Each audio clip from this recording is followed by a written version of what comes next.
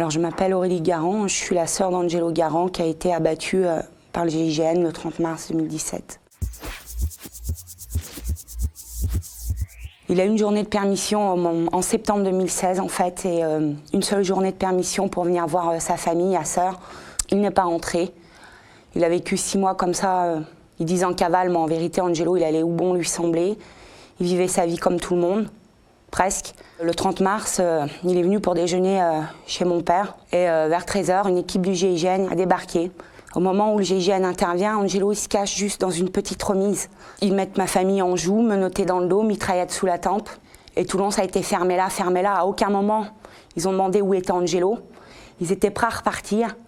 Quand Angelo il a fait un petit bruit dans cette remise, et là, c'est 5 hommes du GIGN qui se précipitent dans une remise de 9 mètres carrés, sans aucune issue, et qui abattent mon frère de sang-froid, de 5 balles dans le torse. Angelo, quand il est sorti et qu'il n'est pas rentré, il disait au pire ça fera 6 mois de plus, je prendrai 6 mois de plus et c'est tout. Et finalement non, il a trouvé la mort au bout du compte dans 9 mètres carrés, comme une cellule.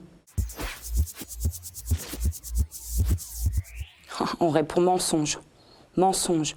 Mon père il a entendu le dernier souffle de son fils, il y aurait eu lutte. Il aurait entendu la lutte et on mentirait pas. En fait, Angelo, c'est bien beau de dire Angelo, il avait un couteau. Angelo a pris un couteau pour faire des gestes circulaires devant 5 hommes du GIGN. En même temps, Angelo, voilà, on fait partie des gens du voyage. Donc elle est tellement belle l'histoire, voilà, qui brandirait son couteau, torse nu, qu'on sait très bien qu'Angelo, quand il est rentré dans cette remise, il n'était pas torse nu. On sait très bien qu'Angelo était frileux.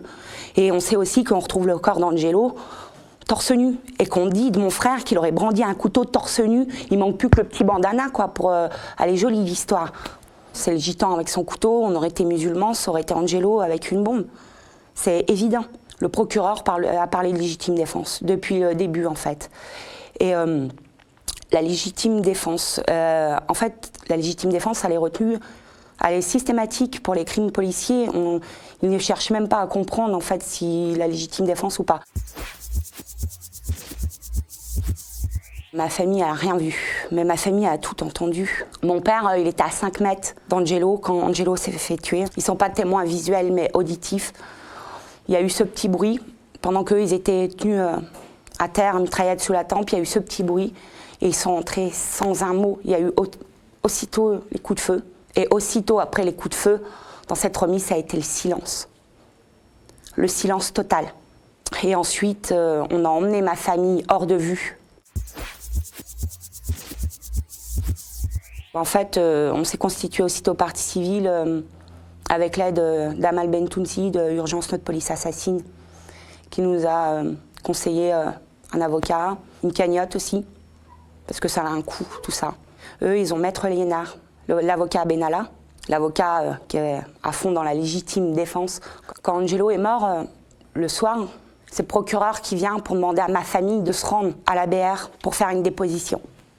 Et le procureur, après les dépositions, regarde mes parents et dit voilà, toutes mes condoléances en se frappant dans les mains. Je vous annonce le décès de Garangelo. Par ailleurs, j'espère que ça ne fera pas comme en 2010, les débordements. Les débordements en 2010, c'est Luigi Duquenet qui a été abattu comme un chien aussi, un membre de la communauté des gens du voyage. Parce que dans le Loir-et-Cher, en 30 ans, il y a eu 3 membres de la communauté des gens du voyage qui ont été abattus par les forces de l'ordre. La juge d'instruction, qui a été nommée dès le départ, celle qui a vraiment instruit le dossier, suite à la venue de cette juge au domicile pour voir l'endroit où mon frère a été tué.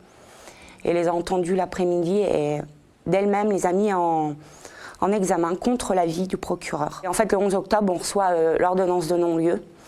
Et on s'aperçoit que c'est une autre juge qui a repris le dossier. Une personne qui ne connaît pas le dossier. C'est pas la personne qui a entendu le témoignage de ma famille.